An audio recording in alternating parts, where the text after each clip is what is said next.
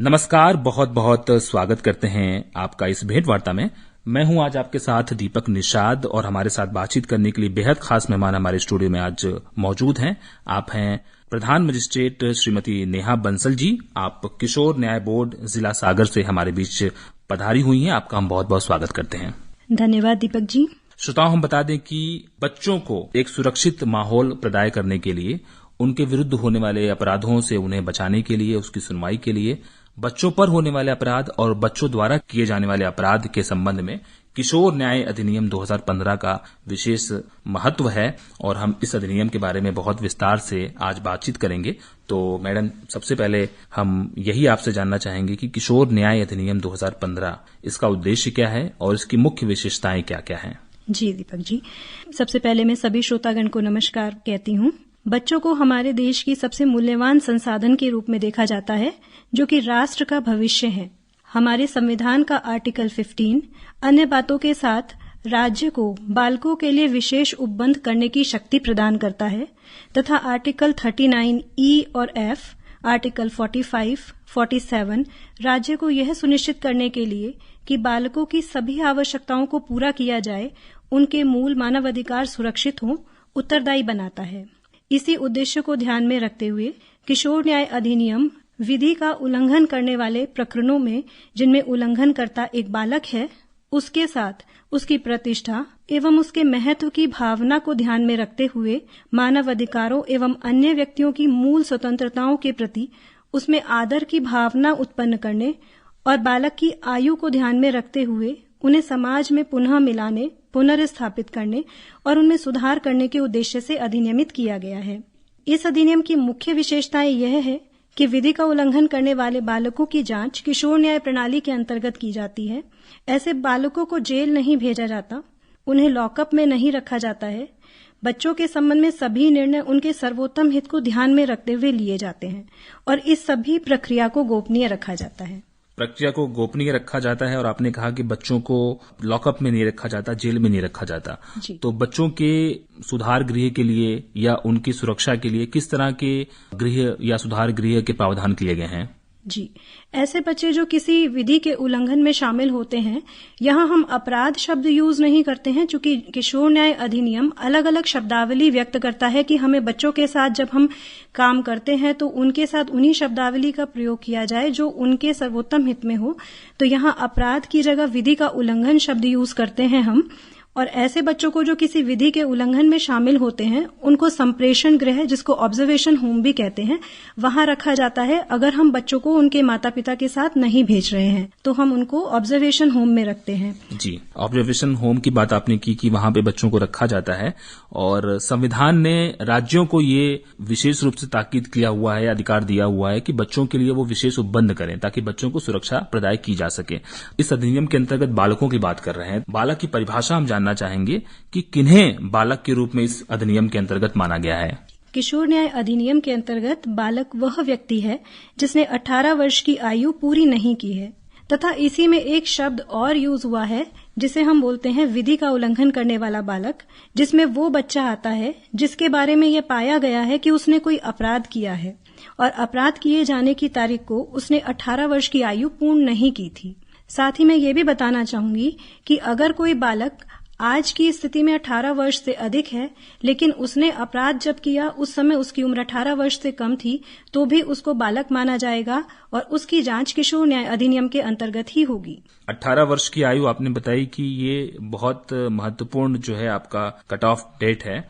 आपको 18 वर्ष की आयु अगर आपने पूरी नहीं की है तभी आप किशोर न्याय अधिनियम के अंतर्गत आएंगे और जब अपराध कारित किया गया हो उसमें भी यदि आप 18 वर्ष की उम्र के नहीं थे, भले ही आज अब 18 वर्ष के हो चुके हैं, तो भी आप बालक के अंतर्गत ही आएंगे। आपने एक चीज और कही मैडम की विधि का उल्लंघन करने वाला बालकगण, यदि हम इनकी बात करें जिन्होंने इस तरह का कोई ऑफेंस किया है, विधि का उल्लंघन किया है, उन्हें कहाँ हम प्रस्तुत करते हैं, कहाँ पे उनकी सुनवाई की जाती है, पूरी प्रक्रिया क्या होती है? किशोर न्याय अधिनियम के अंतर्गत विधि का उल्लंघन करने वाले बालक को किशोर न्याय बोर्ड के समक्ष प्रस्तुत किया जाता है। बोर्ड का गठन 3 सदस्यों से मिलकर होता है, जिसमें एक प्रधान मजिस्ट्रेट होते हैं जिनके पास कम से कम 3 वर्ष का न्यायिक अनुभव हो तथा शेष 2 सदस्य सामाजिक कार्यकर्ता होते हैं जिनमें कम से कम 1 महिला सदस्य का होना आवश्यक है। किशोर न्याय बोर्ड एक न्यायपीठ के रूप में कार्य करता है और बोर्ड को न्यायिक मजिस्ट्रेट प्रथम श्रेणी की सभी शक्तियां प्राप्त होती हैं। ऐसे बोर्ड के समक्ष उपस्थित होने वाले बालकगण के संबंध में जांच कार्यवाही की जाती है, न कि विचारण। जैसा कि क्रिमिनल जस्टिस सिस्टम में होता है कि ट्रायल चलता है हमारे न्यायालयों में, लेकिन किशोर न्याय बोर्ड में जुवेनाइल जस्टिस सिस्टम के अंतर्गत बच्चों की कार्यवाही जांच प्रक्रिया के अनुरूप की जाती है। अधिनियम के अंतर्गत अपराधों को 3 श्रेणी में बांटा गया है: पेटी यानी छोटे अपराध, सीरियस यानी गंभीर अपराध और हीनियस यानी जघन्य अपराध। चूंकि इस अधिनियम में बच्चों को जेल नहीं भेजा जाता, इसलिए उनको ऑब्जर्वेशन होम या प्लेस ऑफ सेफ्टी में रखा जाता है। मैडम, एक चीज और जानना चाहेंगे। आपने बताया कि इसकी सुनवाई जो है एक पीठ द्वारा की जाती है और प्रधान मजिस्ट्रेट जो है उसका अध्यक्ष होता है। तो क्या सारे मामले की सुनवाई पीठ द्वारा की जाती है, जिसमें एक न्यायाधीश होता है, बाकी जो 2 होते हैं वो सामाजिक कार्यकर्ता होते हैं, जिसमें एक महिला का होना आवश्यक है? जी, इसमें मुख्य बिंदु ये है कि जब भी हम कोई निर्णय लेते हैं, अंतिम आदेश जो हम पारित करते हैं किसी भी बालक के संबंध में, उसमें कम से कम 2 सदस्यों का होना आवश्यक होता है। अगर कोई एक सदस्य है और 2 सदस्य उपस्थित नहीं है तो हम बच्चे के संबंध में अंतिम निर्णय नहीं ले पाएंगे। उस आदेश के लिए कम से कम 2 सदस्यों का होना आवश्यक है, जिनमें एक प्रधान मजिस्ट्रेट और एक सामाजिक कार्यकर्ता। ये 2 लोग जरूरी होते हैं। जी, 2 सदस्यों का होना बहुत जरूरी है, तभी जो है कोई आदेश पारित किया जाएगा, निर्णय लिया जाएगा। मैडम, आगे बढ़ना चाहेंगे बातचीत में और ये जानना चाहेंगे कि निर्भया एक बहुत चर्चित केस रहा है हमारे देश में।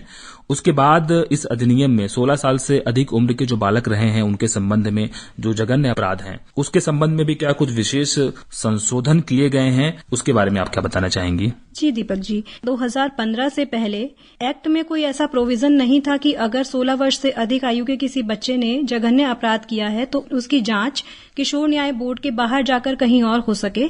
सभी बच्चों की जांच किशोर न्याय बोर्ड के समक्ष होती थी।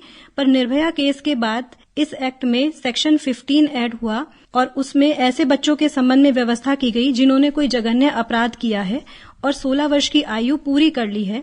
ऐसे बच्चों की स्थिति में किशोर न्याय बोर्ड उनकी मानसिक और शारीरिक क्षमता, उनके अपराध के परिणामों को समझने की योग्यता और वे परिस्थितियां जिनमें उक्त अपराध किया गया, उसके संबंध में प्रारंभिक निर्धारण करता है। प्रिलिमिनरी असेसमेंट इसको कहते हैं। इस असेसमेंट में हम अनुभवी मनोवैज्ञानिकों, मनोसामाजिक कार्यकर्ताओं या अन्य विशेषज्ञों की सहायता लेते हैं। इसके बाद बोर्ड यह आदेश करता है कि ऐसे बच्चों का प्रकरण किशोर न्याय बोर्ड में चलाया जाए या उनका विचारण वयस्क अभियुक्त की भांति चिल्ड्रन कोर्ट द्वारा किया जाए। आपने जो संशोधन किए गए हैं निर्भया केस के बाद इस एक्ट में, उसके बारे में बहुत विस्तार से बताया। यहाँ पर हम समझना चाहेंगे आपसे कि इस पूरे किशोर न्याय बोर्ड में एक चीज जो सबसे महत्वपूर्ण है वो है बालक की परिभाषा और 18 वर्ष से कम उम्र का होना। वो निर्धारित करता है कि आप बालक की श्रेणी में आते हैं। तो ये कैटेगरी, ये श्रेणी निर्धारित कैसे होती है कि कोई बच्चा बालक की कैटेगरी में आता है, श्रेणी में आता है या नहीं आता है? इसका निर्धारण कैसे किया जाता है? दीपक जी, इसके लिए अधिनियम की धारा 94 में बच्चों की उम्र की जांच करने के संबंध में प्रावधान किया गया है, एज डिटर्मिनेशन। इसमें बोर्ड को अगर किसी बालक पर संदेह होता है कि वो 18 वर्ष से कम आयु का है या नहीं, तो बोर्ड उसके स्कूल से प्राप्त डेट ऑफ बर्थ सर्टिफिकेट या मैट्रिकुलेशन सर्टिफिकेट, और अगर वो अवेलेबल नहीं है तो निगम या नगर पालिका या पंचायत द्वारा दिया गया बर्थ सर्टिफिकेट, इस पर विचार करता है। और अगर ये दोनों ही डॉक्यूमेंट्स नहीं है तो फिर बोर्ड ओसिफिकेशन टेस्ट या latest medical age determination test कराता है। उसके बेसिस पर हम ये पाते हैं कि ये बालक 18 वर्ष से कम आयु का है या 18 वर्ष से अधिक आयु का है। डॉक्यूमेंट के आधार पे भी इसकी सत्यता जांची जा सकती है और उसके अलावा मेडिकल का भी इसमें प्रावधान है कि यदि डॉक्यूमेंट के आधार पे सत्यापन नहीं हो पा रहा है तो मेडिकल के आधार पे आप जो है सत्यापन करते हैं कि बालक 18 वर्ष से कम उम्र का है या ज्यादा का है।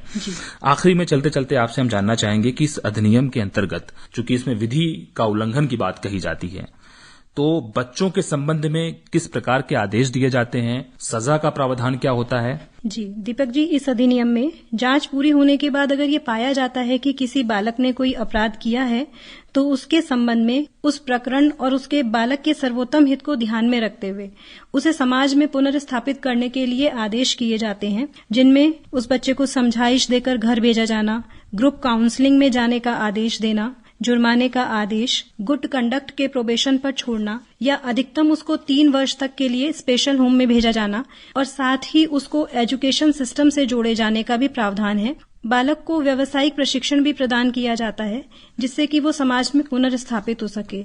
इस संबंध में बहुत सारी स्कीम्स हमारे यहाँ चल रही हैं, जिनमें कि मुख्यमंत्री सीखो कमाओ स्कीम है, फोस्टर केयर स्कीम है, MP स्पॉन्सरशिप स्कीम है। इन सभी स्कीम्स से बच्चों को जोड़कर उनको समाज से रीइंटीग्रेट करने का काम करते हैं और इसी अनुसार हम आदेश पारित करते हैं। जी, बहुत महत्वपूर्ण बात है कि बच्चों को समाज की मुख्य धारा से कैसे जोड़ा जाए और जो बच्चे ऑफेंडर हो गए हैं उनको समाज में कैसे पुनर्स्थापित किया जाए और एक सामान्य नागरिक का जीवन वो बेहतर समाज के निर्माण के लिए, देश के निर्माण में अपना योगदान दे सके, उसको ध्यान में रख करके पुनर्स्थापन की व्यवस्था की गई है। मुख्य रूप से जो बच्चों पे होने वाला अपराध है और बच्चों द्वारा किया जाने वाला अपराध है, किशोर न्याय बोर्ड उसकी सुनवाई करता है। बहुत बहुत शुक्रिया अदा करना चाहते हैं नेहा बंसल मैडम, प्रधान मजिस्ट्रेट किशोर न्याय बोर्ड जिला सागर से हमारे बीच आई और आपने किशोर न्याय अधिनियम 2015 के संबंध में बहुत ही उपयोगी बातें हमारे श्रोताओं तक साझा की। बहुत बहुत धन्यवाद आपका। धन्यवाद दीपक जी।